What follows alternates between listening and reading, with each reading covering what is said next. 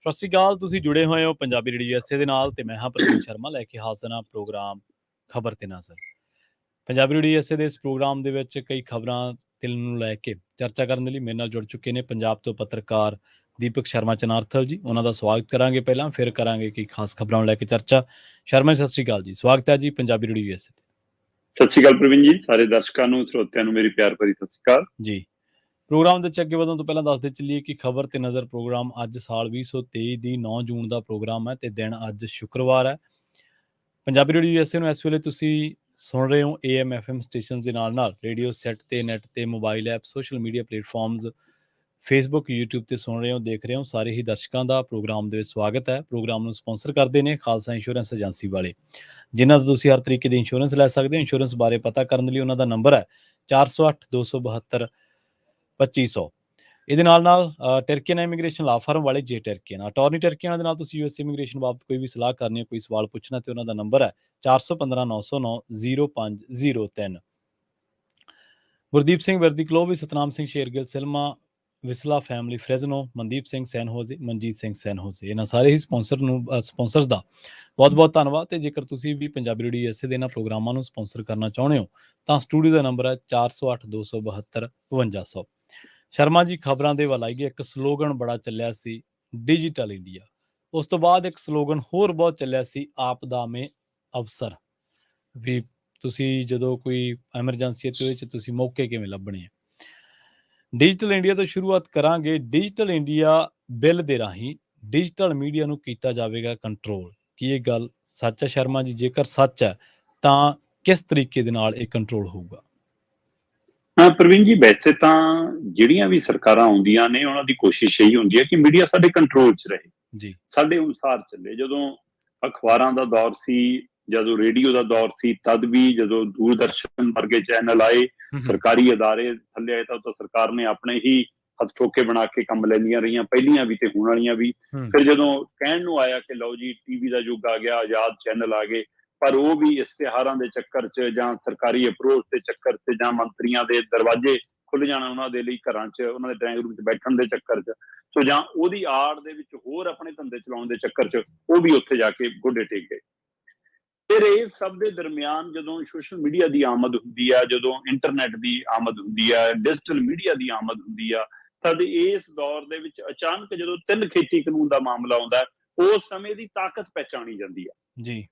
ਉਸ ਤੋਂ ਪਹਿਲਾਂ ਉਹ ਚੱਲ ਰਿਹਾ ਸੀ ਆਪਣੇ ਆਪਣੇ ਪੱਧਰ ਤੇ, ਕਿਸੇ ਦੀ ਕਿਸੇ ਨਾਲ ਬਣਦੀ ਆ ਤਾਂ ਠੀਕ ਹੈ, ਨਹੀਂ ਬਣਦੀ ਤਾਂ ਵੀ ਠੀਕ ਹੈ, ਪਰ ਉਸ ਦੀ ਦਿੱਖ ਬਹੁਤ ਵੱਡੀ ਹੋ ਗਈ ਸੀ, ਉਹਦਾ ਦਾਇਰਾ ਬਹੁਤ ਵੱਡਾ ਹੋ ਗਿਆ ਸੀ ਖਬਰ ਦਾ। ਪਰ ਉਹਦਾ ਅਸਰ ਕੀ ਜਾਂਦਾ ਇਹ ਦੇਖਣ ਨੂੰ ਮਿਲਿਆ 3 ਖੇਤੀ ਕਾਨੂੰਨ ਦੇ ਅੰਦੋਲਨ 'ਚ। ਇੱਕ ਪਾਸੇ ਸਰਕਾਰ ਸੀ, ਇੱਕ ਪਾਸੇ ਸਰਕਾਰੀ ਮੀਡੀਆ ਸੀ, ਇੱਕ ਪਾਸੇ ਉਹਨਾਂ ਦੇ TV ਚੈਨਲ ਸੀ, ਇੱਕ ਪਾਸੇ ਨੈਸ਼ਨਲ ਅਦਾਰੇ ਸੀ, ਦੂਸਰੇ ਪਾਸੇ ਇੱਕ ਮਹੱਲੇ ਚੋਂ, ਇੱਕ ਘਰਾਂ ਚੋਂ, ਇੱਕ ਕੋਠੇ ਚੋਂ, ਇੱਕ ਚਵਾਰੇ ਚੋਂ, ਇੱਕ ਮੈਕ ਦੇ ਸਾਰੇ, ਇੱਕ ਫੋਨ ਦੇ ਸਾਰੇ, ਇੱਕ ਕੈਮਰੇ ਦੇ ਸਾਰੇ ਚੱਲਣ ਵਾਲੇ ਚੈਨਲ ਸੀ, ਜਿਨ੍ਹਾਂ ਨੇ ਧੋ ਕੇ ਰੱਖ ਦਿੱਤਾ, ਉਹਨੂੰ ਬਰਾਬਰ ਟੱਕਰ ਦਿੱਤੀ। ਤੇ ਉਸ ਤੋਂ ਹੀ ਮੈਨੂੰ ਲੱਗਦਾ ਸਰਕਾਰ ਨੂੰ ਸਮਝ ਆਇਆ ਕਿ ਹੁਣ ਸਾਨੂੰ ਇਹਨੂੰ ਕੰਟਰੋਲ ਕਰਨਾ ਪੈਣਾ ਜੀ। ਵੈਸੇ ਤਾਂ ਸੋਸ਼ਲ ਮੀਡੀਆ ਦੇ ਉੱਤੇ ਜਾਂ ਇੰਟਰਨੈਟ ਦੇ ਉੱਤੇ, ਇਹਨਾਂ ਪਲੇਟਫਾਰਮਾਂ ਦੇ ਉੱਤੇ ਜੋ ਕੁਝ ਫੈਲਾਇਆ ਜਾਂਦਾ ਹੈ ਉਹ ਵੀ ਇੱਕ ਸਵਾਲ ਸਰਕਾਰ ਨੂੰ ਚੁਣੌਤੀ ਬਣ ਕੇ ਖੜਦਾ ਹੈ।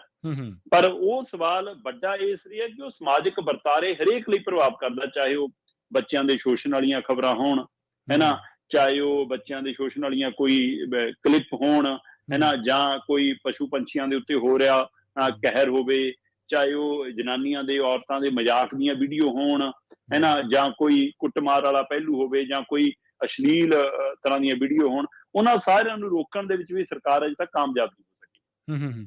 ਪਰ ਇਸੇ ਚੀਜ਼ਾਂ ਨੂੰ ਰੋਕਣ ਦੇ ਲਈ ਬਕਾਇਦਾ ਤੌਰ ਤੇ ਸਰਕਾਰ ਨੇ 2019 ਦੇ ਵਿੱਚ ਇੱਕ ਬਿੱਲ ਲਿਆਉਣ ਦੀ ਕਵਾਇਦ ਕੀਤੀ ਸੀ ਜੀ।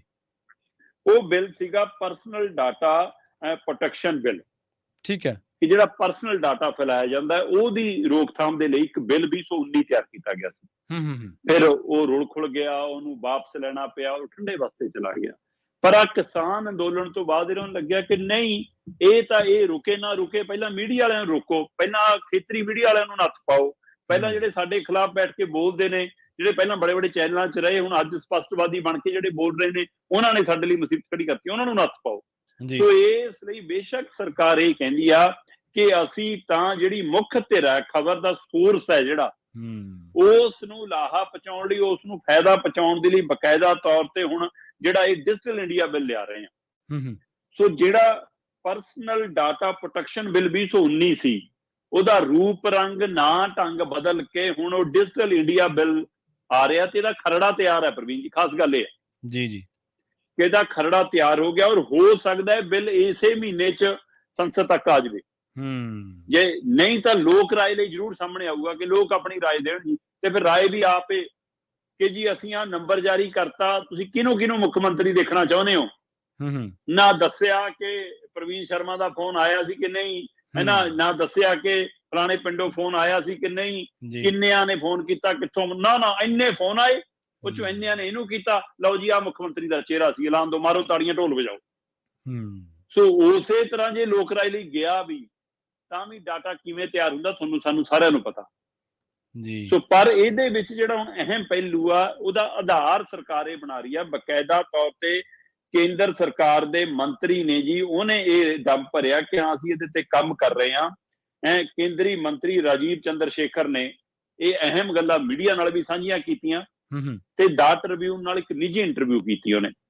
ਉਹਨਾਂ ਦੋਵਾਂ ਹਵਾਲਿਆਂ 'ਚ ਉਹਨਾਂ ਨੇ ਇਹ ਗੱਲ ਦੱਸੀ ਹੈ ਕਿ ਬਿਲਕੁਲ ਜੀ ਅਸੀਂ ਇਹ ਬਿੱਲ ਲਿਆ ਰਹੇ ਹਾਂ ਕਿ ਗੂਗਲ ਦੇ ਉੱਤੇ, ਫੇਸਬੁੱਕ ਦੇ ਉੱਤੇ ਜਿਹੜੀਆਂ ਖਬਰਾਂ ਚਲਾਈਆਂ ਜਾਂਦੀਆਂ ਨੇ, ਉਹ ਖਬਰਾਂ ਦਾ ਜਿਹੜਾ ਸੋਰਸ ਹੈ, ਜਿਹੜਾ ਉਹਦਾ ਪਬਲਿਸ਼ਰ ਹੈ ਨਾ, ਜਿੱਥੋਂ ਉਹ ਖਬਰ ਆਈ ਹੈ, ਜਿੱਥੋਂ ਪਹਿਲਾਂ ਖਬਰ ਤੁਰੀ ਹੈ, ਉਸ ਨੂੰ ਅਦਾਇਗੀ ਕਰਨੀ ਪਏਗੀ। ਠੀਕ ਹੈ। ਤੇ ਜੇ ਤਾਂ ਇਹ ਅਦਾਇਗੀ ਤੱਕ ਮਾਮਲਾ ਹੈ, ਫਿਰ ਤਾਂ ਇਹ ਹੋਰ ਤਰ੍ਹਾਂ ਬਚਿਆ ਜਾਣਾ ਚਾਹੀਦਾ। ਜੇਕਰ ਇਸ ਅਦਾਇਗੀ ਦੀ ਆੜ 'ਚ ਰੋਕਣ ਦੀ ਕਵਾਇਦ ਹੈ ਕਿ ਨਾ ਵੀ ਨਾ, ਤੂੰ ਤਾਂ ਪੁਰਾਣੀ ਖਬਰ ਆ ਚਲਾਈ ਸੀ, ਉਹਦੇ ਪੈਸੇ ਨਹੀਂ ਦਿੱਤੇ ਫਲਾਣੇ ਅਦਾਰੇ ਨੂੰ, ਲੈ ਵੀ ਤੇਰਾ ਚੈਨਲ ਬੰਦ। ਤਾਂ ਇਹ ਇੱਕ ਆਵਾਜ਼ ਬੰਦ ਕਰਾਉਣ ਦੀ ਕਵਾਇਦ ਵੀ ਹੈ। ਕਿਉਂਕਿ ਮੈਂ ਜਦੋਂ ਦੇਖ ਰਿਹਾ ਜਿਹੜਾ ਪਰਸਨਲ ਡਾਟੇ ਵਾਲਾ ਬਿੱਲ ਸੀ 2019 ਵਾਲਾ, ਉਹਦੇ ਹਵਾਲੇ ਨਾਲ, ਤੇ ਹੁਣ ਆ ਕੇ ਜਿਹੜਾ ਕਹਿ ਰਹੇ ਨੇ ਜੀ ਡਿਜੀਟਲ ਇੰਡੀਆ ਬਿੱਲ ਬਣਨਾ, ਉਹਦੇ ਹਵਾਲੇ ਨਾਲ 11 ਚੀਜ਼ਾਂ ਤੇ ਕਹਿੰਦੇ ਅਸੀਂ ਕੰਮ ਕਰ ਰਹੇ ਹਾਂ। ਮੰਤਰੀ ਜੀ ਕਹਿੰਦੇ, ਰਾਜੀਵ ਚੰਦਰ ਸ਼ੇਖਰ ਕਹਿੰਦੇ ਜੀ 11 ਚੀਜ਼ਾਂ ਨੇ, ਜਿਹਦੇ ਵਿੱਚੋਂ ਮੁੱਖ ਤੌਰ ਤੇ ਹੈਗਾ ਕਿ ਜਿਵੇਂ ਬਾਲ ਜਿਨਸੀ ਸ਼ੋਸ਼ਣ ਦਾ ਮਾਮਲਾ ਹੋਵੇ, ਹੈ ਨਾ, ਧਾਰਮਿਕ ਭਾਵਨਾਵਾਂ ਭੜਕਾਉਣ ਦਾ ਮਾਮਲਾ ਹੋਵੇ, ਹੈ ਨਾ, ਪੇਟੈਂਟ ਦੀ ਉਲੰਘਣਾ ਹੋਵੇ ਕਿਸੇ ਤਰ੍ਹਾਂ ਦੀ, ਜਾਂ ਗਲਤ ਜਾਣਕਾਰੀ, ਗਲਤ ਸਮੱਗਰੀ, ਕੋਈ ਭੜਕਾਊ ਸਮੱਗਰੀ। ਸੋ ਇਸ ਲਈ ਇਹਦੀ ਆੜ 'ਚ ਜਦੋਂ ਤੁਸੀਂ ਕੇਂਦਰ ਨੂੰ ਸਵਾਲ ਕਰੋਗੇ, ਕੇਂਦਰ ਸਰਕਾਰ ਨੂੰ ਸਵਾਲ ਕਰੋਗੇ, ਉਹਦੀਆਂ ਯੋਜਨਾਵਾਂ ਤੇ ਸਵਾਲ ਕਰੋਗੇ, ਇਹ ਕਹਿਣਗੇ ਨਹੀਂ ਜੀ ਇਹ ਲੋਕਾਂ 'ਚ ਭਰਮ ਫੈਲਾ ਰਹੇ ਨੇ। ਜਦੋਂ ਤੁਸੀਂ ਆਪਣੇ ਸੂਬੇ ਦੀ ਗੱਲ ਕਰੋਗੇ, ਆਪਣੀ ਬੋਲੀ ਦੀ ਗੱਲ ਕਰੋਗੇ, ਇਹ ਕਹਿਣਗੇ ਨਹੀਂ ਜੀ ਇਹ ਤਾਂ ਵੰਡ ਪਾ ਰਹੇ ਨੇ, ਦੇਸ਼ ਤੋੜ ਰਹੇ ਨੇ। ਤੇ ਬਿਲਕੁਲ ਇਸ ਆੜ ਦੇ ਵਿੱਚ ਇਹ ਚੈਨਲਾਂ ਦੀ, ਇਹ ਮੀਡੀਆ ਦੀ, ਇਹ ਪਲੇਟਫਾਰਮਾਂ ਦੇ ਉੱਤੇ ਜਿਹੜਾ ਡਿਜੀਟਲ ਮੀਡੀਆ ਜਾਂ ਸੋਸ਼ਲ ਮੀਡੀਆ, ਉਹਦੀ ਆਵਾਜ਼ ਰੋਕਣ ਦੀ ਕੋਸ਼ਿਸ਼ ਹੋ ਸਕਦੀ ਹੈ। ਮਾਹਰਾਂ ਦਾ ਮੰਨਣਾ ਹੈ ਕਿ ਇਹ ਉਹਦੀ ਆੜ ਦੇ ਵਿੱਚ, ਕਿਉਂਕਿ ਪਹਿਲਾਂ ਤੋਂ ਹੀ ਕੋਸ਼ਿਸ਼ਾਂ ਜਾਰੀ ਨੇ, ਉਸਨੂੰ ਅਮਲੀ ਜਾਮਾ ਅਜੇ ਪਹਿਨਾਇਆ ਨਹੀਂ ਜਾ ਸਕਿਆ ਸੀ। ਸੋ ਉਧਰ ਨੂੰ ਵਧਿਆ ਜਾ ਰਿਹਾ। ਇਹ ਸਵਾਲ ਨਾਲ ਕਿ ਨਹੀਂ ਜੀ ਜਿਹੜੇ ਪਬਲਿਸ਼ਰ ਨੇ, ਐਸੋਸੀਏਸ਼ਨ ਨੇ, ਉਹ ਲੰਬੇ ਸਮੇਂ ਤੋਂ ਮੰਗ ਕਰ ਰਹੀ ਸੀ ਕਿ ਸਾਨੂੰ ਅਦਾਇਗੀ ਹੋਣੀ ਚਾਹੀਦੀ ਹੈ। ਦੂਸਰਾ ਇਹਦੇ ਵਿੱਚ ਇਸ ਤਰ੍ਹਾਂ ਮੀਡੀਆ ਨੂੰ ਕੰਟਰੋਲ ਕਰਨ ਦੇ ਨਾਲ ਆਰਥਿਕ ਤੌਰ ਤੇ ਕੰਟਰੋਲ ਕਰਨ ਦਾ ਵੀ ਪਹਿਲੂ। ਠੀਕ ਹੈ। ਕਿਉਂਕਿ ਜਿਹੜੇ ਬਾਕੀ ਅਦਾਰੇ ਨੇ, ਅਖਬਾਰਾਂ ਨੇ, ਜਿਵੇਂ ਟੀਵੀ ਨੇ ਜੋ ਹੈ ਨਾ, ਜਾਂ ਉਹ ਨੇ, ਉੱਥੇ ਜੋ ਕੁਛ ਹੈ ਉਹ ਸਰਕਾਰਾਂ ਦੇ ਕਿਸੇ ਨਾ ਕਿਸੇ ਤਰ੍ਹਾਂ ਆਰਥਿਕ ਤੌਰ ਤੇ ਵੀ ਕੰਟਰੋਲ 'ਚ ਹੈ। ਇੱਥੇ ਜੋ ਆਰਥਿਕ ਕੰਟਰੋਲ ਨਹੀਂ, ਮੈਂ ਉਹ ਇੱਕ ਡਾਟਾ ਦੇਖ ਰਿਹਾ ਸੀਗਾ ਪ੍ਰਵੀਨ ਜੀ, ਉਹ ਕਹਿੰਦੇ ਕਿ 2014-15 ਦੇ ਵਿੱਚ ਭਾਰਤ ਦੀ ਜਿਹੜੀ ਕੁੱਲ ਅਰਥ ਵਿਵਸਥਾ ਹੈ, ਉਹਦੇ ਵਿੱਚ ਮਾਤਰ 3.5% ਯੋਗਦਾਨ ਸੀ ਇਸ ਡਿਜੀਟਲ ਮੀਡੀਆ ਦਾ। ਜੀ ਠੀਕ ਹੈ। ਭਾਰਤ ਦੀ ਕੁੱਲ ਅਰਥ ਵਿਵਸਥਾ 'ਚ 2014-15 ਤੱਕ 3.5% ਯੋਗਦਾਨ ਸੀ, ਜਿਹੜਾ ਹੁਣ ਮਤਲਬ ਕਿ ਵੱਧ ਕੇ ਇਸ ਮੌਕੇ 20 ਤੋਂ ਲੈ ਕੇ 2022 ਤੱਕ ਆਉਂਦੇ 10% ਤੱਕ ਹੋ ਗਿਆ। ਜੀ। ਤੇ ਮਾਹਿਰਾਂ ਦਾ ਮੰਨਣਾ ਹੈ ਕਿ 25-26 ਤੱਕ ਜਾਂਦੇ ਆ, 2025-26 ਤੱਕ ਜਾਂਦੇ ਆ 20% ਤੋਂ ਉੱਪਰ ਹੋ ਜਾਣਾ। ਸੋ ਇਸ ਲਈ ਇਹਨੂੰ ਵੀ ਕੰਟਰੋਲ 'ਚ ਕਰਨ ਦੀ ਕਵਾਇਦ ਹੈ। ਸੋ ਇਹ ਦੋਏ ਤਰ੍ਹਾਂ ਦੀ ਹੈ। ਠੀਕ ਹੈ। ਡਿਜੀਟਲ ਮੀਡੀਆ ਤੋਂ ਹੋ ਰਹੀ ਆਮਦਨ ਨੂੰ, ਉਹਨਾਂ ਨੂੰ ਆਪਣੇ ਕੰਟਰੋਲ 'ਚ ਕਿਵੇਂ ਲਿਆਉਣਾ, ਆਪਣੇ ਦਾਇਰੇ 'ਚ ਕਿਵੇਂ ਲਿਆਉਣਾ, ਤੇ ਦੂਸਰੇ ਪਾਸੇ ਡਿਜੀਟਲ ਮੀਡੀਆ ਨੂੰ, ਆਜ਼ਾਦ ਮੀਡੀਆ ਨੂੰ ਆਪਣੇ ਕੰਟਰੋਲ 'ਚ ਕਿਵੇਂ ਲਿਆਉਣਾ, ਉਹਦੀ ਵੀ ਕਵਾਇਦ। ਜੀ ਜੀ। ਕਿਉਂਕਿ ਜਿਵੇਂ ਤੁਸੀਂ ਸ਼ੁਰੂ ਦੇ ਵਿੱਚ ਕਿਹਾ ਸੀਗਾ ਕਿ ਕਿਸਾਨੀ ਅੰਦੋਲਨ ਵੇਲੇ ਲੋਕਾਂ ਨੇ ਇੱਕ ਕੈਮਰੇ ਵਾਲੇ ਬੰਦਿਆਂ ਨੇ ਕਿਸਾਨ ਦੀ ਗੱਲ ਕਰਕੇ ਸਰਕਾਰ ਨੂੰ ਵਕਤ ਪਾਤਾ ਸੀਗਾ। ਤਾਂ ਇੱਕ ਪਾਸੇ ਤੁਹਾਨੂੰ ਪਤਾ ਹੈ ਅਰਬਾਂ ਦੀ ਮਸ਼ੀਨਰੀ ਲੱਗੀ ਸੀ ਸਰਕਾਰ ਦੀ ਨਿਊਜ਼ ਚੈਨਲਾਂ ਦੇ ਵਿੱਚ, ਉਹ ਵੀ ਵੈਨਾ ਜੇ ਉਹ ਮਹਿੰਗੇ ਐਂਕਰ ਕੋਟ ਪੈਂਟਾਂ ਵਾਲੇ, ਇੱਕ ਪਾਸੇ ਮਾਤੜ ਬੰਦੇ ਸੀਗੇ ਜਿਹੜੇ ਇਸ ਸਾਰੇ ਕਾਸੇ ਨੂੰ ਲੈ ਕੇ ਦੱਬ ਕੇ, ਤਾਂ ਉੱਥੋਂ ਹੀ ਬਿਲਕੁਲ ਲੋੜ ਪਈ ਕਿ ਬਈ ਇਸ ਚੀਜ਼ ਨੂੰ ਨੱਥ ਪਾਈ ਜਾਵੇ। ਹੁਣ ਜਿਵੇਂ ਤੁਸੀਂ ਰੈਵਨਿਊ ਦਾ ਜ਼ਿਕਰ ਕੀਤਾ, ਉਹ ਤਾਂ ਹੈ ਹੀ ਹੈ। 3 ਦਿਨ ਕਈ ਵਾਰ ਸਾਨੂੰ ਨਹਾਉਣ ਲਈ ਵੀ ਥਾਂ ਨਹੀਂ ਚੰਗੀ ਤਰ੍ਹਾਂ ਮਿਲਦੀ ਸੀ, ਕੱਪੜੇ ਵੀ 3-3 ਦਿਨ ਬਦਲਦੇ ਸੀ।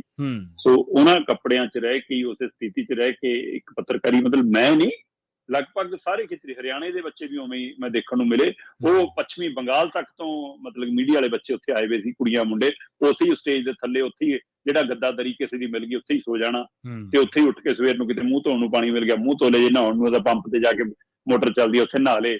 ਸੋ ਇਸ ਲਈ ਇਸ ਤਰੀਕੇ ਨਾਲ ਰਹਿ ਕੇ, ਤਾਂ ਹੀ ਤਾਂ ਉਹਨਾਂ ਨੂੰ ਸਵਾਲ ਸੀ ਕਿ ਆਹ ਕਰੀ ਕੀ ਜਾਂਦੇ ਨੇ, ਕੋਈ ਸਾਧਨ ਨਹੀਂ, ਕੋਈ ਕੁਛ ਨਹੀਂ, ਹੈ ਨਾ। ਤੇ ਇਸ ਲਈ ਇਹ ਸਰਕਾਰ ਨੂੰ ਉਸ ਚੀਜ਼ ਨੇ ਫਿਕਰ ਚ ਪਾਇਆ, ਤੇ ਉਹਦਾ ਹੀ ਇਹ ਹਿੱਲਾ ਹੈ ਕਿ ਇਹਨਾਂ ਨੂੰ ਨੱਥ ਪਾਓ। ਇਹ ਨੱਥ ਪਾਉਣ ਦੀ ਕਵਾਇਦ ਹੈ ਮੀਡੀਆ ਨੂੰ। ਜੀ। ਤੇ ਆਪਾਂ ਅਗਲੀ ਖਬਰ ਦੇ ਵੱਲ ਵਧੀਏ ਸ਼ਰਮਾ ਜੀ, ਤੇ ਗੱਲ ਕਰੀਏ ਕੇਜਰੀਵਾਲ ਦੀ।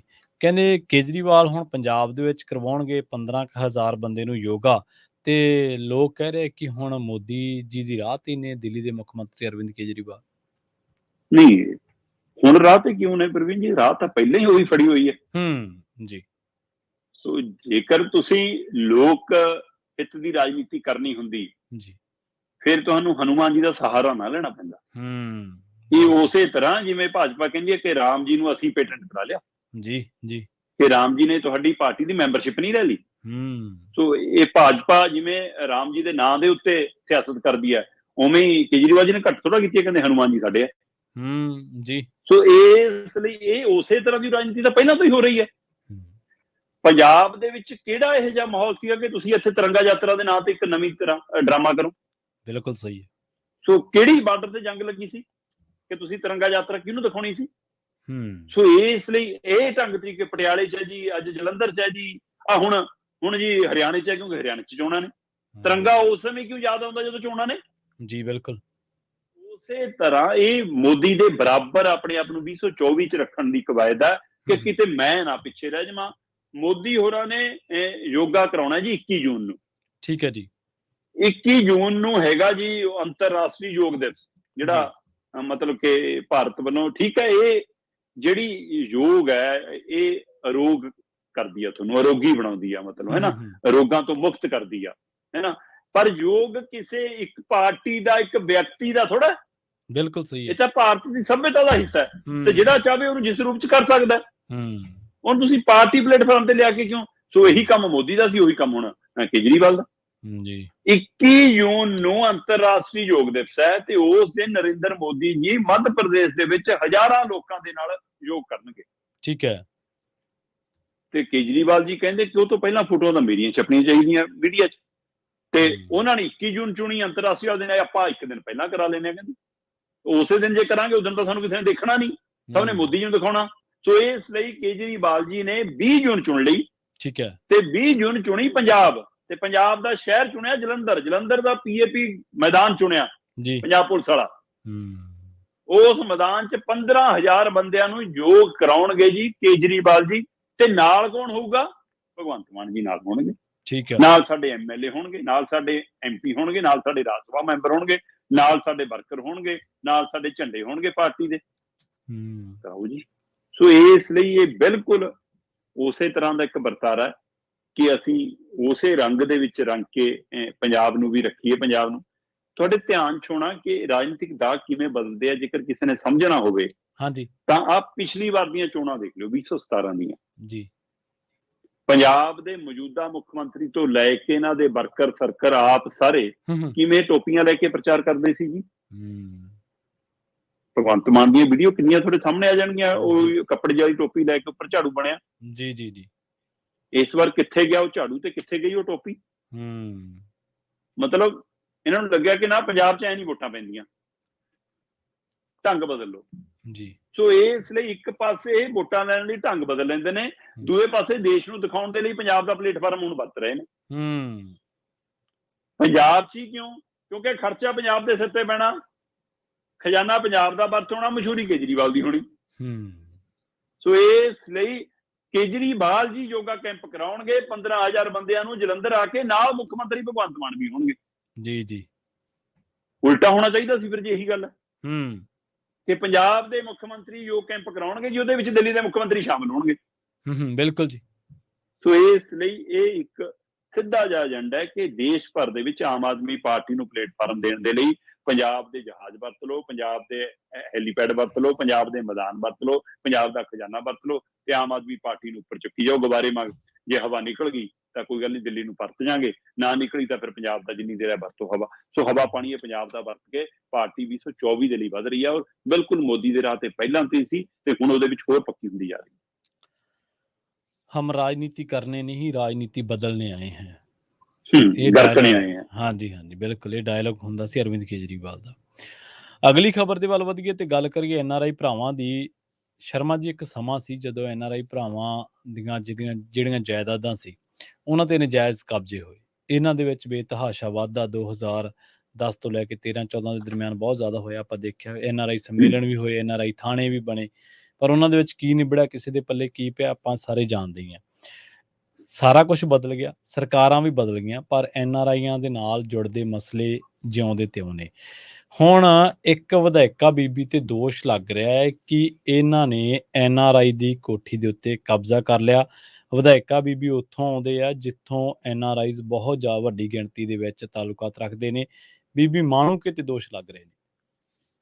ਬਿਲਕੁਲ ਜੀ, ਬੀਬੀ ਮਾਣੂਕੇ ਹੋਰੀ ਮਤਲਬ ਕਿ ਇੱਕ ਵੱਡਾ ਨਾਮ ਹੈ ਆਮ ਆਦਮੀ ਪਾਰਟੀ ਦੀ ਅੰਦਰ, ਇੱਕ ਬਤੌਰ ਐਮਐਲਏ ਵੀ, ਪਿਛਲੀ ਵਾਰ ਲੀਡਰਸ਼ਿਪ ਵਜੋਂ ਵੀ, ਤੇ ਇਸ ਵਾਰ ਉਹ ਮੰਤਰੀ ਬਣਨ ਦੀ ਦੌੜ 'ਚ ਵੀ ਸੀ। ਅਜੇ ਵੀ 2 ਮੰਤਰੀ ਦੇ ਉਹਦੇ ਖਾਲੀ ਨੇ, ਇਸ ਲਈ ਕਈ ਐਮਐਲਏ ਨੂੰ ਉਮੀਦ ਹੈ ਸਾਡੀ ਵਾਰੀ ਆ ਜਾਵੇ। ਪਰ ਜਿਹੋ ਜਿਹੇ ਸਵਾਲਾਂ ਦੇ ਘੇਰੇ 'ਚ ਬੀਬੀ ਮਾਣੂਕੇ ਨੂੰ ਘਿਰੀ ਹੈ, ਇੱਕ ਤਾਂ ਉਹਦੇ ਲਈ ਫਿਕਰ ਹੋ ਗਿਆ ਹੋਣਾ ਕਿ ਹੁਣ ਮੈਨੂੰ ਕੁਰਸੀ ਤਾਂ ਮੰਤਰੀ ਵਾਲੀ ਨਹੀਂ ਮਿਲਣੀ। ਹਾਂਜੀ। ਦੂਸਰਾ, ਹੁਣ ਉਹ ਇਸ ਮਾਮਲੇ ਦੇ ਵਿੱਚ ਕੌਣ ਸੱਚਾ ਕੌਣ ਝੂਠਾ, ਜੇਕਰ ਨਿਰਪੱਖ ਜਾਂਚ ਹੋਵੇ ਤਾਂ ਪਤਾ ਲੱਗੇ। ਬੀਬੀ ਮਾਣੂਕੇ ਕਹਿੰਦੀ ਮੈਂ ਤਾਂ ਕੋਠੀ ਕਿਰਾਏ ਤੇ ਲਈ ਆ। ਹੁਣ ਕਿਰਾਏ ਵਾਲੇ ਨੇ ਕਿਸੇ ਦੀ ਕਬਜ਼ਾ ਕੀਤੀ ਵੀ ਆ, ਧੋਖਾ ਕੀਤਾ ਤਾਂ ਮੈਨੂੰ ਨਹੀਂ ਪਤਾ। ਜੇ ਇਹ ਸਾਬਤ ਹੋ ਜਾਊਗਾ, ਕਹਿੰਦੀ ਆਪਾਂ ਚਾਬੀ ਉਹਨੂੰ ਸੌਂਪ ਦਾਂਗੇ, ਕਹਿੰਦੀ ਜੋ ਬੀਬੀ ਦੀ ਹੋਈ। ਉਧਰ ਬੀਬੀ ਕਹਿੰਦੀ ਨਹੀਂ ਜੀ, ਕਿ ਇਹ ਕੈਨੇਡਾ ਨਾਲ ਸੰਬੰਧਿਤ ਬੀਬੀ ਆ, ਅਮਰਜੀਤ ਕੌਰ। ਉਹ ਬੀਬੀ ਕਹਿੰਦੀ ਕਿ ਬਕਾਇਦਾ ਤੌਰ ਤੇ ਅਸੀਂ ਲੰਬੇ ਸਮੇਂ ਤੋਂ ਇੱਧਰ ਨਹੀਂ ਆ ਪਾ ਰਹੇ ਸੀ। ਇਹ ਬੀਬੀ ਨੇ ਕਾਗਜ਼ ਵੀ ਬਦਲਾ ਲਏ, ਬੀਬੀ ਨੇ ਉੱਥੇ ਰਿਪੇਅਰ ਵੀ ਕਰਾ ਲਈ, ਬੀਬੀ ਨੇ ਤਾਲੇ ਵੀ ਬਦਲ ਲਏ, ਬੀਬੀ ਨੇ ਉਹਦਾ ਕਬਜ਼ਾ ਵੀ ਕਰ ਲਿਆ, ਤੇ ਜੇ ਅਸੀਂ ਆਏ ਆ ਤਾਂ ਸਾਨੂੰ ਭਜਾਤਾ, ਸਾਨੂੰ ਧਮਕੀਆਂ ਦਿੰਦੀ ਆ, ਕਹਿੰਦੀ ਕਿ ਤੁਹਾਨੂੰ ਪਤਾ ਨਹੀਂ ਸਰਕਾਰ ਮੇਰੀ, ਪੁਲਿਸ ਮੇਰੀ ਆ, ਤੁਸੀਂ ਕੱਲ ਹੀ ਕਰਾ ਲਓਗੇ। ਹੁਣ ਅਗਲੇ ਇਹ ਕਹਿੰਦੇ ਨੇ, ਤੇ ਉਧਰ ਬੀਬੀ ਕਹਿੰਦੀ ਆ ਕਿ ਭਾਈ ਮੈਂ ਕਿਰਾਏ ਤੇ ਲਈ ਆ। ਔਰ ਤੁਸੀਂ ਜਿਹੜੀ ਗੱਲ ਕਰਦੇ ਹੋ ਪ੍ਰਵੀਨ ਜੀ ਕਿ ਇੱਥੇ ਐਨਆਰਆਈ ਸੰਮੇਲਨ ਤੇ ਐਨਆਰਆਈ ਥਾਣੇ, ਐਨਆਰਆਈ ਅਦਾਲਤ, ਐਨਆਰਆਈ ਸਭਾ, ਤੇ ਇਹ ਤਾਂ ਉਹੀ ਗੱਲ ਹੈ ਕਿ ਮੰਤਰੀ ਲਾਇਆ ਸੀਗਾ ਜੰਗਲਾਤ ਦਾ ਤੇ ਉਹ ਜੰਗਲੇ ਵੱਢ ਕੇ ਖਾ ਗਿਆ। ਹਾਂਜੀ, ਹੈ ਨਾ। ਤੇ ਉਹ ਕੰਮ ਇੱਥੇ ਹੁੰਦਾ ਰਿਹਾ ਕਿ ਜਿਨ੍ਹਾਂ ਨੂੰ ਅਸੀਂ ਸੋਚਦੇ ਹਾਂ ਕਿ ਇਹ ਸਾਡੀਆਂ ਜ਼ਮੀਨਾਂ ਛਡਾਉਣਗੇ, ਉਹ ਤਾਂ ਹਿੱਸੇ ਵੱਧ ਲੈਣ। ਉਹ ਦੁੱਧ ਵਾਲੀ ਕਹਾਣੀ ਹੈ ਨਾ, ਕਿ ਉਹ ਕਹਿੰਦਾ ਵੀ ਕਿ ਬੰਦੇ ਨੂੰ ਸ਼ੱਕ ਹੋ ਜਾਂਦਾ ਕਿ ਮੇਰਾ ਜਿਹੜਾ ਦੁੱਧ ਦੇ ਕੇ ਜਾਂਦਾ ਇਹ ਬੰਦਾ ਪਾਣੀ ਮਿਲਾਉਂਦਾ, ਉਹਦੀ ਜਾਂਚ ਦੇ ਲਈ ਹੋਰ ਬੰਦਾ ਰੱਖ ਦਿੰਦਾ। ਉਹ ਕਹਿੰਦਾ ਵੀ ਮੇਰਾ ਹਿੱਸਾ ਰੱਖ ਲਓ, ਕਹਿੰਦਾ ਕੋਈ ਨਾ ਪਾਣੀ ਹੋਰ ਵਧਾ ਦਿੰਦੇ ਆ। ਉਹਦੀ ਇਨਕੁਆਇਰੀ ਦੇ ਲਈ ਇੱਕ ਤੀਆ ਬੰਦਾ ਰੱਖ ਲਿਆ, ਤੇ ਉਹ ਤੀਆ ਬੰਦਾ ਕਹਿੰਦਾ ਵੀ ਮੇਰਾ ਹਿੱਸਾ ਪਾ। ਉਹ ਪਾਣੀ, ਉਹ ਦੁੱਧ ਜਮਾ ਹੀ ਪਾਣੀ ਬਣ ਲੱਗਾ। ਉਹ ਕਹਿੰਦਾ ਇਹਨਾਂ ਨੂੰ ਪਹਿਲਾਂ ਇੱਕੋ ਠੀਕ ਆ। ਸੋ ਇਸ ਲਈ ਕਿਤੇ ਇਹ ਤਾਂ ਨਹੀਂ ਕਿ ਪਹਿਲੀਆਂ ਸਰਕਾਰਾਂ 'ਚ ਵੀ ਕੁਝ ਹੁੰਦਾ ਸੀ, ਉਦੋਂ ਅਗਲੀਆਂ 'ਚ ਵੀ ਹੋਣ ਲੱਗ ਗਿਆ, ਤੇ ਹੁਣ ਵੀ ਐਨਆਰਆਈਆਂ ਲਈ ਬਦਲਿਆ ਕੁਝ ਨਹੀਂਗਾ। ਬਿਲਕੁਲ, ਪਹਿਲਾਂ ਬੰਦੇ ਆਪਣੇ ਪਾਲੇ ਹੋਏ ਗੁੰਡਿਆਂ ਰਾਹੀਂ ਕਬਜ਼ੇ ਕਰਾਉਂਦੇ ਸੀ, ਫਿਰ ਦੌਰ ਆਇਆ ਕਿ ਪੁਲਿਸ ਰਾਹੀਂ ਕਬਜ਼ੇ ਕਰਵਾ ਲਓ, ਹੈ ਨਾ। ਤੇ ਹੁਣ ਅਗਲੇ ਕਹਿੰਦੇ ਸਿੱਧੇ ਆਪ ਹੀ ਕਬਜ਼ੇ ਕਰ ਲਓ। ਬਦਲਾ ਗਿਆ ਨਾ, ਬਦਲਾ ਆ ਗਿਆ। ਸੋ ਕੀ ਇਹ ਬਦਲਾਅ ਦੀ ਨੀਤੀ ਹੈ ਕਿ ਐਮਐਲਏ ਵੀ ਹੁਣ ਕਬਜ਼ੇ ਕਰਨਗੇ ਸਿੱਧੇ? ਸੋ ਜੇਕਰ ਇਹ ਖਬਰ ਸਹੀ ਆ, ਜੇਕਰ ਉਹ ਦੋਸ਼ ਸਹੀ ਨੇ, ਤਾਂ ਕੀ ਅਰਵਿੰਦ ਕੇਜਰੀਵਾਲ ਤੇ ਕੀ ਹੁਣ ਭਗਵੰਤ ਮਾਨ ਇਹ ਮਿਸਾਲ ਕਾਇਮ ਕਰਨਗੇ? ਪਹਿਲਿਆਂ ਨੂੰ ਹਟਾ ਕੇ, ਸਰਾਰੀ ਨੂੰ ਹਟਾ ਕੇ, ਅਜੇ ਤੱਕ ਉਹਦੇ ਪਰ ਕੋਈ ਕਾਰਵਾਈ ਨਹੀਂ ਹੋਈ ਜੀ। ਵਿਜੇ ਸਿੰਗਲਾ ਬਾਰੇ ਕਹਿ ਕੇ ਉਹਦੇ ਪਰ ਕੁਝ ਸਾਬਤ ਨਹੀਂ ਕਰ ਸਕੇ। ਸੋ ਇਸ ਲਈ ਇੱਥੇ ਲੋਕਾਂ ਨੂੰ ਲੱਗਦਾ ਕਿ ਹੋਣਾ ਕੀ ਹੈ, ਕੋਈ ਗੱਲ ਨਹੀਂ, ਕਟਾਰੂ ਚੱਕ ਵੀ ਤਾਂ ਵਿੱਚੇ ਫਿਰੀ ਜਾਂਦਾ, ਬੀਬੀ ਮਾਣੂਕੇ ਵੀ ਫਿਰੀ ਜਾਊਗੀ ਜੀ। ਬਿਲਕੁਲ। ਸੋ ਜੇਕਰ ਇਹ ਮਾਮਲਾ ਸਹੀ ਹੈ ਤਾਂ ਤੁਰੰਤ ਉਹਦੀ ਕੀ ਪੰਜਾਬ ਦੇ ਵਿਧਾਨ ਸਭਾ ਸਪੀਕਰ ਉਹਦੀ ਮੈਂਬਰੀ ਖਾਰਜ ਕਰਨਗੇ ਵਿਧਾਨ ਸਭਾ ਦੀ? ਹਾਂਜੀ, ਬਿਲਕੁਲ। ਤੇ ਹੁਣ ਬੀਬੀ ਜਾਂ ਜਾਂਚ ਹੋ ਜਾਵੇ। ਹੁਣ ਐਸਐਸਪੀ ਨੂੰ, ਪੰਜਾਬ ਦੇ ਐਨਆਰਆਈ ਮੰਤਰੀ ਕੁਲਦੀਪ ਧਾਲੀਵਾਲ ਨੂੰ, ਪੰਜਾਬ ਵਿਧਾਨ ਸਭਾ ਸਪੀਕਰ ਕੁਲਤਾਰ ਸੰਧਵਾ ਨੂੰ, ਤਿੰਨਾਂ ਨੂੰ ਸ਼ਿਕਾਇਤ ਭੇਜੀ ਹੈ ਜੀ ਉਹਨਾਂ ਨੇ। ਤੇ ਹੁਣ ਜਾਂਚ ਹੋਊਗੀ, ਕੌਣ ਜਾਂਚ ਕਰੂ? ਅਗਲੀ ਕਹਿੰਦੀ ਸਰਕਾਰ ਸਾਡੀ ਆ, ਪੁਲਿਸ ਸਾਡੀ ਆ, ਹੈ ਨਾ। ਜੇ ਅਮਰਜੀਤ ਦੀ ਗੱਲ ਸੁਣੀਏ, ਤੇ ਜੇ ਬੀਬੀ ਮਾਣੂਕੇ ਦੀ ਸੁਣੀਏ, ਉਹ ਕਹਿੰਦੀ ਭਾਈ ਕਿਰਾਏ ਦੀ ਕੋਠੀ ਲਈ ਸੀ, ਹੈ ਨਾ, ਮੈਂ ਤਾਂ ਨਵੇਂ ਕਲੇਸ਼ ਪਾਤੀ, ਵਿਰੋਧੀ ਮੇਰੇ ਖਿਲਾਫ ਪ੍ਰਚਾਰ ਕਰਾ ਰਹੇ ਨੇ, ਮੇਰੇ ਤੇ ਝੂਠੇ ਦੋਸ਼ ਲਾ ਰਹੇ ਨੇ, ਸਾਬਤ ਹੋ ਜਾਵੇ ਕਿਹਦੀ, ਆਪਾਂ ਚਾਬੀਆਂ ਨੂੰ ਸੌਂਪ ਦਾਂਗੇ, ਅਸੀਂ ਕੀ ਲੈਣਾ। ਹੁਣ ਇਹ ਕਿਰਾਏ ਦੀ ਆ ਜਾਂ ਕਬਜ਼ਾਏ ਦੀ ਆ, ਇਹ ਆਉਣ ਵਾਲਾ ਸਮਾਂ ਦੱਸੇਗਾ। ਜੀ ਜੀ। ਅਗਲੀ ਖਬਰ ਦੇ ਵੱਲ ਵਧੀਏ ਸ਼ਰਮਾ ਜੀ, ਤੇ ਗੱਲ ਕਰੀਏ ਗੋਇੰਦਵਾਲ ਥਰਮਲ ਪਲਾਂਟ ਦੀ। ਇਹ ਪਲਾਂਟ ਨੂੰ ਲੈ ਕੇ ਹੁਣ ਬੜੀ ਦੁਚਿੱਤੀ ਦੇ ਵਿੱਚ ਹੈ ਕੰਮ, ਕੀ ਬੜੀ ਸ਼ਸ਼ੋਪਾਈ ਦੇ ਵਿੱਚ ਆ ਕਿ ਇਹ ਪਲਾਂਟ ਨੂੰ ਹੁਣ ਪੰਜਾਬ ਸਰਕਾਰ ਖਰੀਦੂਗੀ, ਮਾਨ ਸਰਕਾਰ ਖਰੀਦੂਗੀ ਜਾਂ ਫਿਰ ਅਡਾਨੀ, ਕਿਉਂਕਿ ਮਾਨ ਸਰਕਾਰ ਵੀ ਦਿਲਚਸਪੀ ਜਾ ਕੇ ਜ਼ਾਹਰ ਕਰ ਚੁੱਕੀ ਹੈ। ਪ੍ਰਵੀਨ ਜੀ, ਕਮਾਲ ਹੈ, ਮਤਲਬ ਕਿ ਰਾਜਨੀਤੀ ਕਿਆ ਚੀਜ਼ ਹੈ, ਮੈਂ ਕਈ ਵਾਰ ਹੈਰਾਨ ਹੁੰਦਾ। ਮਤਲਬ ਪੰਜਾਬ ਦੇ ਲੋਕ ਨੂੰ ਕੀ ਅਸੀਂ ਮੂਰਖ ਸਮਝਦੇ ਹਾਂ ਕਿ ਅਸੀਂ ਸਮਝਦੇ ਹਾਂ ਕਿ ਇੰਨੇ ਸਿੱਧਰੇ ਨੇ ਕਿ ਅਸੀਂ ਜੋ ਚਾਹਾਂਗੇ ਉਵੇਂ ਕਰੀ ਜਾਵਾਂਗੇ। ਪੰਜਾਬ ਦੀਆਂ ਸਿਆਸੀ ਪਾਰਟੀਆਂ, ਕੀ ਕਾਂਗਰਸੀ ਕੀ ਆਪ, ਇਹਨਾਂ ਨੇ ਅਕਾਲੀਆਂ ਦੀ ਸਰਕਾਰ ਸਮੇਂ ਦੱਬ ਕੇ ਢੰਡੋਰਾ ਪਿੱਟਿਆ ਕਿ ਬਾਈ ਜੀ ਪ੍ਰਾਈਵੇਟ ਥਰਮਲ ਪਲਾਂਟ ਬੰਦ ਕਰਾ ਕੇ ਰਹਾਂਗੇ। ਇਹ ਪ੍ਰਾਈਵੇਟ ਥਰਮਲ ਪਲਾਂਟ ਪੰਜਾਬ ਦੇ ਖਜ਼ਾਨੇ ਨੂੰ ਲੁੱਟ ਰਹੇ ਨੇ, ਪੰਜਾਬ ਦਾ ਖਜ਼ਾਨੇ ਨੂੰ ਖੋਰਾ ਲਾ ਰਹੇ ਨੇ, ਇਹ ਨਹੀਂ ਚੱਲਣ ਦਿਆਂਗੇ। ਤੇ ਉਹ ਤੋਂ ਬਾਅਦ ਫਿਰ ਦੌਰ ਆਇਆ ਕਾਂਗਰਸੀਆਂ ਦਾ, ਗੱਲ ਵਿੱਚੇ ਰਹਿ ਗਈ। ਕਿਹੜੇ ਥਰਮਲ ਪਲਾਂਟ ਬੰਦ ਹੋਏ, ਉਵੇਂ ਹੀ ਚੱਲੀ ਗਏ। ਕੋਲਾ ਢੋਈ ਵੀ ਜਾਓ ਤੇ ਕੋਲਾ ਧੋਈ ਵੀ ਜਾਓ ਤੇ ਅਗਲਿਆਂ ਨੂੰ ਪੈਸੇ ਭਰੀ ਜਾਓਗੇ, ਅਦਾਲਤ ਜਾ ਕੇ ਵਧਵਾ ਵੀ ਲੈਂਦੇ ਨੇ, ਤੇ ਬਿਜਲੀ ਆਵੇ ਚਾਹੇ ਨਾ ਆਵੇ ਅਦਾਇਗੀ ਕਰਨੀ ਉਹ ਪੈਂਦੀ ਆ, ਸਾਰਾ ਕੁਛ। ਸੋ ਉਹ ਦੌਰ ਹੰਡਾਇਆ ਤੇ ਮਾਨ ਸਰਕਾਰ ਵੀ ਇਹੀ ਗੱਲ ਕਹਿੰਦੀ ਸੀ ਕਿ ਪ੍ਰਾਈਵੇਟ ਥਰਮਲ ਪਲਾਂਟਾਂ ਨੂੰ ਛੁਟਕਾਰਾ ਦਿਵਾਵਾਂਗੇ ਪੰਜਾਬ ਨੂੰ। ਹੁਣ ਕਹਿੰਦੇ ਅਸੀਂ ਖਰੀਦਾਂਗੇ। ਜੇ ਇਹ ਖਰੀਦਣਾ ਸਹੀ ਆ ਤਾਂ ਫਿਰ ਇਹੀ ਨਾਰਾ ਪਹਿਲਾਂ ਕਿਉਂ ਨਹੀਂ ਦਿੱਤਾ ਕਿ ਪ੍ਰਾਈਵੇਟ ਥਰਮਲ ਪਲਾਂਟਾਂ ਨੂੰ ਅਸੀਂ ਲਵਾਂਗੇ, ਅੱਜ ਖਰੀਦਣ ਦੀ ਕੀ ਲੋੜ ਆ ਜੀ। ਜੇ ਬਿਜਲੀ ਬਾਹਰੋਂ, ਮਤਲਬ ਕਿ ਮਾਹਰ ਬਿਜਲੀ ਮਾਹਰ, ਮੈਂ ਬਿਜਲੀ ਐਕਸਪਰਟ ਤਾਂ ਹੈ ਨਹੀਂਗਾ, ਹਾਂਜੀ, ਪਰ ਮੈਂ ਇੰਨਾ ਕੁ ਜ਼ਰੂਰ ਸਮਝਦਾ ਕਿ ਹਾਂ ਬਿਜਲੀ ਲਿਆਉਣੀ ਆਸਾਨ ਆ ਕਿ ਕੋਲੇ ਦੀ ਗੱਡੀ ਲਿਆਉਣੀ ਆਸਾਨ ਆ। ਇੰਨੀ ਤਾਂ ਮੈਨੂੰ ਵੀ ਸਮਝ ਆ, ਮੇਰਾ ਬਾਪੂ ਵੀ ਬਿਜਲੀ ਵਿਭਾਗ ਚ ਰਿਹਾ ਤੇ ਇੰਨੀ ਤਾਂ ਮੈਨੂੰ ਸਮਝ ਹੈਗੀ ਆ। ਮਤਲਬ ਮਾਹਰ, ਤਕਨੀਕੀ ਮਾਹਰ ਇਹ ਮੰਨਦੇ ਨੇ ਕਿ ਜਿੱਥੋਂ ਤੁਸੀਂ ਕੋਲਾ ਢੋ ਕੇ ਲਿਆ ਰਹੇ ਹੋ, ਜੇ ਉੱਥੇ ਥਰਮਲ ਪਲਾਂਟ ਲੱਗਣ ਤੇ ਉਰੇ ਤੁਹਾਡੇ ਗ੍ਰਿਡਾਂ ਦੀ ਪਾਵਰ ਵਧੇ ਜਾਂ ਨਵੇਂ ਪਾਵਰ ਗ੍ਰਿਡ ਲੱਗਣ, ਤੁਸੀਂ ਉੱਥੋਂ ਬਿਜਲੀ ਲਿਆਓ ਜੀ, ਤੇ ਉਹਦੇ ਨਾਲ ਤੁਹਾਡਾ ਕਿੰਨਾ ਖਰਚਾ ਬਚਦਾ, ਕਿੰਨੀ ਬਿਜਲੀ ਸਸਤੀ ਪੈਂਦੀ। ਪਰ ਇਹ ਕਹਿੰਦੇ ਜੀ, ਹੁਣ ਮਾਨ ਸਰਕਾਰ ਕਹਿੰਦੀ ਕਿ ਲਓ ਜੀ, ਇਹ ਪਹਿਲੀ ਵਾਰ ਪੰਜਾਬ ਦੇ ਇਤਿਹਾਸ 'ਚ ਹੋਊਗਾ ਕਿ ਹੁਣ ਤੱਕ ਸਰਕਾਰੀ ਇਮਾਰਤਾਂ ਸਰਕਾਰਾਂ ਨੇ ਵੇਚੀਆਂ ਸੀ, ਅਸੀਂ ਪ੍ਰਾਈਵੇਟ ਇਮਾਰਤ ਖਰੀਦ ਕੇ ਸਰਕਾਰੀ ਕਰ ਰਹੇ ਹਾਂ, ਅਸੀਂ ਥਰਮਲ ਪਲਾਂਟ ਖਰੀਦ ਰਹੇ ਹਾਂ। ਸੋ ਇਹ ਸੱਚਮੁੱਚ ਪ੍ਰਚਾਰ ਦਾ ਹਿੱਸਾ ਜਾਂ ਸਰਕਾਰ ਖਰੀਦੂਗੀ, ਇਹ ਦੇਖਣ ਵਾਲੀ ਗੱਲ ਹੈ। ਉਹਦਾ ਕਾਰਨ ਹੈ ਸਰਕਾਰ ਦਮ ਭਰ ਰਹੀ ਹੈ ਕਿ ਜੇ ਗੋਬਿੰਦਵਾਲ ਸਾਹਿਬ ਦਾ thermal plant, private thermal plant ਅਸੀਂ ਖਰੀਦ ਲੈਂਦੇ ਹਾਂ ਤਾਂ ਇਹਦੇ ਨਾਲ 2 ਰੁਪਏ ਪ੍ਰਤੀ ਯੂਨਿਟ ਤੱਕ ਬਿਜਲੀ ਸਸਤੀ ਹੋ ਸਕਦੀ ਹੈ। ਬਕਾਇਦਾ ਉਹ ਕਹਿੰਦੇ ਜੀ 132 kV ਸਬਸਟੇਸ਼ਨ ਤਰਨਤਾਰਨ ਤੇ 132 kV ਸਬਸਟੇਸ਼ਨ ਪੱਟੀ, 132 ਕਵ ਸਬਸਟੇਸ਼ਨ ਭਿੱਖੀ ਪਿੰਡ, 220 ਕਵ ਸਬਸਟੇਸ਼ਨ ਹੈ ਨਾ, ਇਸੇ ਤਰ੍ਹਾਂ ਹੋਰ ਜਿੰਨੇ ਵੀ ਉੱਥੇ ਇਲਾਕੇ ਦੇ ਨੇ, ਉਹਨਾਂ ਸਾਰਿਆਂ ਨੂੰ ਬਿਜਲੀ ਇੱਥੋਂ ਆਉਣੀ ਹੈ ਕਹਿੰਦੇ। ਤੇ ਇਹਦੇ ਨਾਲ ਕਹਿੰਦੇ ਕਿ ਉਹਨਾਂ ਨੂੰ ਰਾਹਤ ਮਿਲ ਜਾਣੀ ਹੈ ਤੇ 2 ਰੁਪਏ ਪ੍ਰਤੀ ਯੂਨਿਟ ਤੱਕ ਸਸਤੀ ਹੋ ਜਾਣੀ ਹੈ। ਪਰ ਮਾਨ ਸਰਕਾਰ ਜਿਵੇਂ ਇਹ ਕਹਿ ਰਹੀ ਹੈ ਕਿ ਅਸੀਂ ਖਰੀਦ ਲੈਣਾ, ਕੀ ਇਕੱਲੀ ਉਹੀ ਨੇ ਖਰੀਦਦਾਰ ਜੀ? ਕੀ ਇਹ ਕੋਈ ਐਗਰੀਮੈਂਟ ਹੋ ਰਿਹਾ ਕਿ ਤੁਸੀਂ ਮਾਲ ਵੇਚ ਰਹੇ ਹੋ ਜਾਂ ਮੈਂ ਖਰੀਦ ਰਿਹਾ, ਜਾਂ ਖੁੱਲੇ ਬਾਜ਼ਾਰ 'ਚ? ਇਹ ਗੋਬਿੰਦਵਾਲ ਥਰਮਲ ਮਾਨ ਸਰਕਾਰ ਵਾਂਗ ਪੰਜਾਬ ਸਰਕਾਰ ਵਾਂਗ 12 ਧਿਰਾਂ ਲਾਈਨ 'ਚ ਲੱਗੀਆਂ ਹੋਈਆਂ ਨੇ ਖਰੀਦਣ ਲਈ, ਜਿਨ੍ਹਾਂ 'ਚ ਅਡਾਨੀ ਵੀ ਮੁੱਖ ਧਿਰ ਹੈ ਜੀ। 1 2 3 ਨਹੀਂ, 12 ਜਣਿਆਂ ਨੇ ਬਿਡ ਲਾਈ ਹੈ। 12 ਜਣੇ ਬੋਲੀ ਦੇਣਗੇ, 12 ਜਣਿਆਂ ਦੇ ਲਿਫਾਫੇ ਖੁੱਲਣਗੇ ਜੀ। ਅੱਛਾ, ਸੋ ਹੁਣ ਦੇਖਣ ਵਾਲੀ ਗੱਲ ਹੋਊਗੀ ਕਿ ਉਹਨਾਂ 'ਚ ਅਡਾਨੀ ਵੀ ਸ਼ਾਮਲ ਹੈ, ਉਹਦੇ ਵਿੱਚ ਹੋਰ ਨਾਮੀ ਪ੍ਰਾਈਵੇਟ ਕਾਰਪੋਰੇਟ ਘਰਾਣੇ ਸ਼ਾਮਲ ਨੇ। ਸੋ ਹੁਣ ਦੇਖਣ ਵਾਲੀ ਗੱਲ ਹੈ ਕਿ ਕੀ ਇਹ ਇੱਕ ਪ੍ਰਾਈਵੇਟ ਅਦਾਰੇ ਤੋਂ ਦੂਏ ਪ੍ਰਾਈਵੇਟ ਅਦਾਰੇ ਕੋਲ ਜਾਂਦਾ ਜਾਂ ਸੱਚਮੁੱਚ ਸਰਕਾਰ ਕੋਲ ਆਉਂਦਾ। ਸੋ ਇਹ ਸਰਕਾਰ ਕੀ ਇਸ ਨੂੰ ਸਿਰਫ ਇਸ ਲਈ ਲੈਣਾ ਚਾਹੁੰਦੀ ਹੈ ਕਿ ਅਸੀਂ ਪ੍ਰਚਾਰ ਸਕੀਏ, ਜਾਂ ਇਹਦੇ ਨਾਲ ਪੰਜਾਬ ਦਾ ਭਲਾ ਹੋਊਗਾ, ਜਾਂ ਬਿਜਲੀ ਫਿਰ ਮੁੱਲੇ ਬਾਹਰੋਂ ਖਰੀਦਣੀ ਪੈਣੀ ਹੈ? ਸੋ ਇਹ ਕਿੰਨੇ ਸਵਾਲ ਖੜੇ ਨੇ। ਅੱਜ ਦੀ ਤਰੀਕ ਦੇ ਵਿੱਚ ਵੀ ਬਿਜਲੀ ਦੀ ਮੰਗ 10,000 ਮੈਗਾਵਾਟ ਤੇ ਪਹੁੰਚ ਗਈ ਆ ਤੇ ਆਉਂਦੇ ਦਿਨਾਂ 'ਚ ਹੋਰ ਵੱਧਦਾ, ਤੇ ਅਸੀਂ ਕੇਂਦਰੀ ਪੂਲ 'ਚੋਂ ਬਿਜਲੀ ਮੰਗ ਰਹੇ ਹਾਂ, ਖਰੀਦ ਰਹੇ ਹਾਂ ਬਾਹਰੋਂ। ਸੋ ਪੰਜਾਬ ਦੇ ਸਿਰ ਤੇ ਤਾਂ ਬੋਝ ਪੈਣਾ ਹੀ ਪੈਣਾ ਜੀ। ਕੰਨ ਇੱਧਰੋਂ ਫੜੋ ਤੇ ਚਾਹੇ ਕੰਨ ਉੱਧਰੋਂ ਫੜੋ, ਨਾ ਇਹ ਇੱਕੋ ਹਾਲ ਹੈ। ਸੋ ਇਸ ਲਈ ਇਹ ਸਰਕਾਰ ਸਿਰਫ ਪ੍ਰਚਾਰ ਲਈ ਕਰ ਰਹੀ ਹੈ ਜਾਂ ਸੱਚਮੁੱਚ ਪੰਜਾਬ ਦੇ ਭਲਾਈ ਲਈ ਕਰ ਰਹੀ ਹੈ? ਇਹ ਇਸ ਮਸਲੇ ਦੇ ਮਾਹਰ ਇਸ ਮਸਲੇ ਤੇ ਆਉਣ ਵਾਲੇ ਸਮੇਂ 'ਚ ਸਾਹਮਣੇ ਲਿਆ ਸਕਦੇ ਨੇ। ਪਹਿਲਾਂ ਖਰੀਦੋ ਪ੍ਰੋਕਟ ਹੋ ਲੈਣ ਤੋਂ ਫਿਰ ਦੇਖਦੇ ਹਾਂ ਕਿੱਧਰ ਨੂੰ ਜਾਂਦਾ ਹੈ ਥਰਮਲ ਪਲਾਂਟ। ਨਾਲੇ ਕਹਿੰਦੇ ਹੁੰਦੇ ਸ਼ਰਮਾ ਜੀ, ਸਰਕਾਰਾਂ ਨਾਲੋਂ ਕੁਝ ਵੱਡਾ ਨਹੀਂ, ਸਰਕਾਰ ਜੋ ਚਾਹੇ ਖਰੀਦ ਸਕਦੀ ਹੈ। ਬਿਲਕੁਲ, ਇਹੀ ਤਾਂ ਮੈਂ ਕਹਿ ਰਿਹਾ ਫਿਰ ਜੀ। ਜੀ, ਚੰਗੀ ਗੱਲ। ਹਾਂ ਜੀ, ਅਗਲੀ ਖਬਰ ਦੇ ਵੱਲ ਵਧੀਏ ਸ਼ਰਮਾ ਜੀ, ਤੇ ਗੱਲ ਕਰੀਏ ਪਹਿਲਵਾਨਾਂ ਦੀ, ਪਹਿਲਵਾਨ ਬੱਚੀਆਂ ਦੀ। ਬ੍ਰਿਜ ਭੂਸ਼ਣ ਸ਼ਰਾਬ ਪੀ ਕੇ ਬੱਚੀਆਂ ਦੇ ਨਾਲ ਕਰਦਾ ਸੀ ਗਲਤ ਹਰਕਤਾਂ, ਇਹ ਦੱਸਿਆ ਇੰਟਰਨੈਸ਼ਨਲ ਰੈਫਰੀ ਨੇ ਜਦੋਂ ਉਹਨੇ ਬਿਆਨ ਦਰਜ ਕਰਵਾਇਆ। ਪ੍ਰਵੀਨ ਜੀ, ਜਦੋਂ FIR ਸਾਹਮਣੇ ਆਈ ਸੀ, ਹਾਂਜੀ, ਤਾਂ ਉਹਦੇ ਵਿੱਚ ਲੱਗਿਆ ਸੀ ਕਿ ਹੁਣ ਬ੍ਰਿਜ ਭੂਸ਼ਣ ਦਾ ਬਚਣਾ ਬਹੁਤ ਔਖਾ ਹੈ। ਜੋ FIR ਚੀਜ਼ਾਂ ਦਰਜ ਸੀ ਜੀ, ਉਸ ਆਧਾਰ ਤੇ ਉਹਦਾ ਬਚਣਾ ਬਹੁਤ ਔਖਾ ਹੈ। ਤੇ ਜਦੋਂ ਪਹਿਲਵਾਨ ਸੰਸਦ ਵੱਲ ਨੂੰ ਵਧੇ, ਪੁਲਿਸ ਨੇ ਵਧੀਕੀ ਕੀਤੀ, ਤਦ ਲੱਗਿਆ ਕਿ ਹੁਣ ਇਹ ਅੰਦੋਲਨ ਪਿੱਛੇ ਨਹੀਂ ਮੁੜਨ ਵਾਲਾ ਜੀ। ਜਦੋਂ ਗੰਗਾ ਕਿਨਾਰੇ ਮੈਡਲ ਵਹਾਉਣ ਗਏ ਤਾਂ ਸਰਕਾਰ ਨੂੰ ਲੱਗਿਆ ਕਿ ਲੈ ਵੀ ਸਾਡੀਆਂ ਹੱਡੀਆਂ ਦਾ ਵਿਸਰਜਨ ਹੋ ਗਿਆ, ਸਰਕਾਰ ਤਾਂ ਗਈ ਜੀ। ਪਰ ਉਸ ਸਭ ਦੇ ਦਰਮਿਆਨ ਸਰਕਾਰ ਇਸ ਤਰ੍ਹਾਂ ਗੇੜਾ ਪੁੱਠਾ ਦੇਣ 'ਚ ਕਾਮਯਾਬ ਹੋਈ ਕਿ ਸਾਰਾ ਕੁਝ ਪਲਟਾ ਕੇ ਰੱਖ ਦਿੱਤਾ। ਉਹ ਡਰਾ ਕੇ ਜਾਂ ਘਬਰਾ ਕੇ, ਉਹਦੇ ਬਾਪੂ ਦਾ ਬੰਦਾ ਤਾਂ ਬੰਦਾ ਹੈ ਜੀ ਵਿਚਾਰਾ ਜੀ। ਸੋ ਇਸ ਲਈ ਜੇ ਉਹਦਾ ਪਿਓ ਨੇ ਬਿਆਨ ਵਾਪਸ ਲਏ ਨੇ ਜਾਂ ਉਹ ਬੱਚੀ ਨੇ ਬਿਆਨ ਵਾਪਸ ਲਏ ਨੇ, ਕਿ ਉਹ ਦਬਾਅ 'ਚ ਲਏ ਨੇ ਜਾਂ ਜੇ ਉਹ ਝੂਠੇ ਸੀ ਤਾਂ ਫਿਰ ਉਹ ਕਿਉਂ ਲੱਗੇ ਸੀ।